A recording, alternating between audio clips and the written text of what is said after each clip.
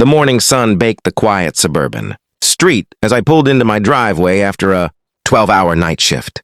My patrol car, still dusty from the highway, gleamed faintly under the early light. I was too exhausted to care that I hadn't parked it exactly within the HOA's perfect symmetry standards. I just needed sleep. I grabbed my duffel bag and started toward the house when I noticed a figure striding purposefully down the sidewalk, clipboard in hand, orange vest flashing. It was Rick, our neighborhood's self-appointed enforcer, the HOA compliance officer. His mirrored sunglasses hid his eyes, but I could feel the disapproval radiating from him like heat from asphalt. He stopped right by my car, clicked his pen, and began scribbling something on a ticket pad. "Morning, Officer Patel," he said, dragging out my title with that smug tone he always used. "You're in violation of HOA parking guidelines. No overnight street parking and no work vehicles in the driveway." I sighed, rubbing the bridge of my nose. "Rick, it's 7 a.m. I just got off a 12-hour shift. The car was here for 6 hours, not overnight." He smirked. "Doesn't matter. Rules are rules. I'll have it towed if it's still here by noon." I stared at him, disbelief turning into irritation. "You're going to tow a law enforcement vehicle, parked in its owner's driveway?" He nodded, flipping through his clipboard. "Even police cars. HOA policy is clear, no exceptions. You can read the bylaws if you'd like." That did it. My patience evaporated. "Rick, you really want to do this? Because I can promise you this is not the hill you want to die on." But he just shrugged, tapping the hood of my car with his pen as if marking his territory. "See you at noon, officer." As he walked off, I stood there, fists clenched. It wasn't about the car anymore. It was about authority. Rick had been power tripping for months, citing neighbors for grass length and mailbox colors. Now he was picking a fight with me, a highway patrol officer who just wanted rest. I went inside, showered, and tried to sleep. But my mind kept replaying the exchange, the arrogance, the threat. By noon, I was wide awake and sitting by the window, coffee in hand, watching a tow truck slowly rumble toward my driveway. Rick was walking beside it, grinning. That was his mistake. The tow truck's engine growled as it backed toward my patrol car. Its metal winch clanked and hissed, ready to hook my vehicle like prey. I stepped outside, mug in hand, calm but alert. The driver, a stocky man in grease-stained overalls, looked unsure as he eyed the car's flashing red-blue light bar and state police emblem. Rick, on the other hand, looked positively gleeful. Clipboard in one hand, he strutted up the driveway like a sheriff in his own spaghetti western. "There it is," he said to the driver. "License plate 7 Pat 142, unauthorized. Vehicle in violation of HOA. Article 6, Section B, tow it." The tow driver hesitated. Sir, this looks like a patrol unit." Rick cut him off. "It doesn't matter. HOA has jurisdiction here. We enforce our rules. Now hook it up." I took a slow sip of my coffee, then stepped closer. "Morning, gentlemen," I said evenly. "Before you touch that car, maybe you should take a closer look at the decals." Rick turned, irritation flashing. "Officer Patel, I told you this morning, this car's not exempt from HOA regulations.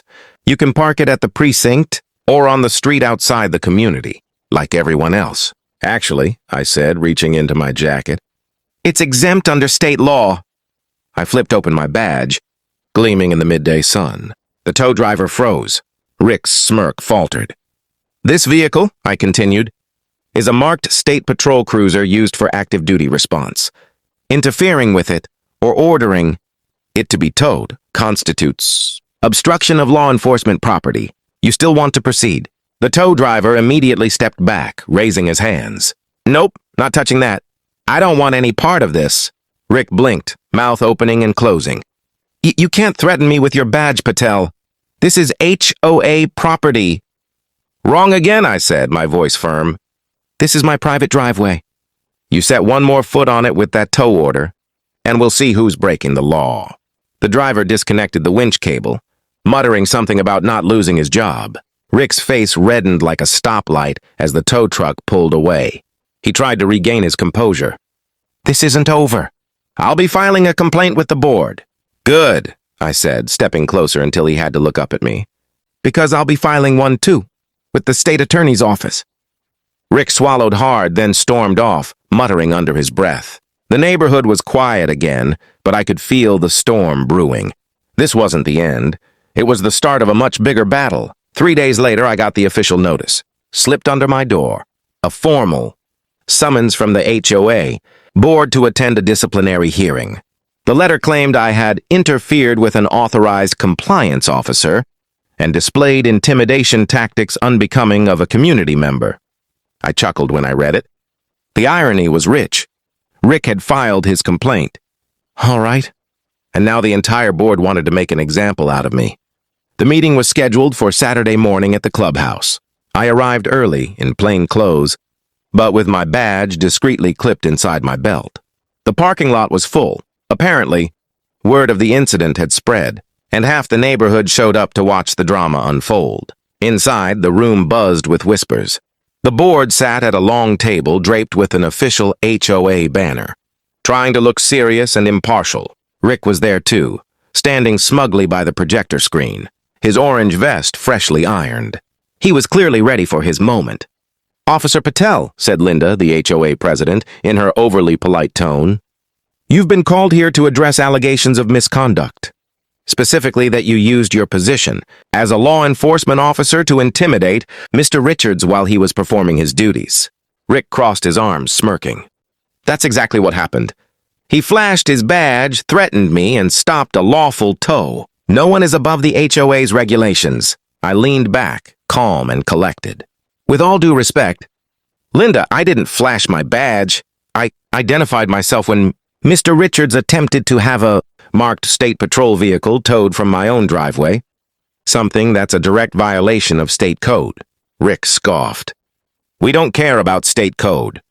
We have community bylaws." That was his fatal mistake. I pulled a printed document from my folder and slid it across the table. "Actually, you should care, because this is a legal exemption, Section 423(1) of the State Transportation Code, law enforcement. Vehicles are protected from impoundment or interference while in service, or parked at the officer's residence." The room went quiet. Neighbors in the audience started murmuring. Linda adjusted her glasses, reading over the paper with growing discomfort. Rick tried to interject. "That can't be right." But I was already ahead. "You can check with the county sheriff's office if you'd like. They're the ones who issued it." The silence stretched. Finally, Linda sighed. "It appears Officer Patel is correct." "Rick, this should have been verified before escalation." Rick's jaw tightened. He looked like he wanted to sink through the floor. The board dismissed the complaint, but I knew Rick wasn't done. As I left the clubhouse, I saw him in the parking lot making a call. His eyes met mine, and there was no mistaking the look. He was planning something. The next week started quietly. Too quietly. Rick hadn't been seen patrolling the streets, and neighbors assumed he'd finally back down after being humiliated at the board meeting. But I knew better. People like Rick don't retreat, they plot. On Thursday night, around 11 p.m., I pulled into my driveway after another long patrol shift. The streetlights flickered, and everything seemed normal, until I noticed something glinting near my front tire. A boot lock. Someone had placed a wheel clamp on my patrol car, the kind private security uses to immobilize vehicles. And on my windshield was a bright orange citation. "Vehicle in continued violation of HOA policy. Subject to immobilization pending compliance." My pulse spiked. That smug signature at the bottom, R. Richards. I took a slow breath and pulled out my phone. Instead of calling the local police, I called dispatch. Within minutes, 2 marked patrol units rolled into the neighborhood, lights flashing silently. The sudden glow woke the whole block. Curtains parted, doors opened. Rick came running down the street in pajama pants, clutching his phone. "What's going on here? You can't just bring police here at night." I met him halfway down the driveway, my expression unreadable. "Funny, I was about to say the same thing. You do realize what you just did, right?" He puffed up, trying to sound confident. "You left a commercial vehicle in violation of community rules. I have the authority to immobilize it." I cut him off. "No, Rick, you just tampered with state property. That's a felony under Section 148.3. You might have just cost yourself more than your job." The other officers stepped forward, documenting the scene, snapping photos of the boot and citation. One of them turned to me and said quietly, "You want to press charges?" Rick's face drained of color. He looked around at the watching neighbors, the same people he'd been bullying for months. His power, his swagger, gone in an instant. I shook my head. Not tonight. Just remove the boot. And Rick? I stepped closer, lowering my voice so only he could hear. You ever mess with my patrol car again, I will treat it as a criminal act. Consider this your final warning. He swallowed hard, fumbling with the lock until it came free. The officers left and the crowd slowly dispersed.